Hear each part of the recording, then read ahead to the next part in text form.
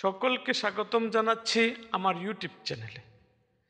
আমার ইউটিউব চ্যানেলে আজকের আয়োজনে যা থাকছে সেটা হলো শঙ্কর জাতের ভেড়া পালনের কি সমস্যা। শঙ্কর জাতের ভেড়া পালনের যে সমস্যাটা সেই বিষয়ে আমি আজকে আলোকপাত করব। আর আপনারা যারা আমার চ্যানেলে নতুন তারা অবশ্যই আমার চ্যানেলটাকে সাবস্ক্রাইব করবেন এবং পাশে থাকা বেল আইকনটি বাজিয়ে দেবেন।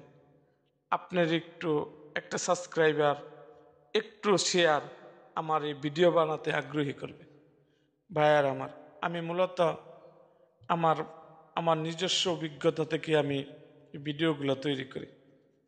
মাঝে মাঝে আমি বই পড়ে আমি এটার করি, আমি একটা অভিজ্ঞতা হয়, তারপরে আপনাদেরকে আমি জানাই। আজকে আলোচনা যে বিষয়বস্তুটা হলো শঙ্কর জাতের ভেড়ার কি সমস্যা হতে পারে। ভাইয়েরা শঙ্কর জাতের ভেড়া যেটার মধ্যে লাভ বেশি সেটার মধ্যে লসও বেশি। ভাইয়েরা, শঙ্কর জাতের ভেড়ার মূল সমস্যা হলো এরা রোগ ব্যাধিতে বেশি আক্রান্ত হতে পারে। এরা রোগ ব্যাধি যে আক্রান্ত হবে বেশি।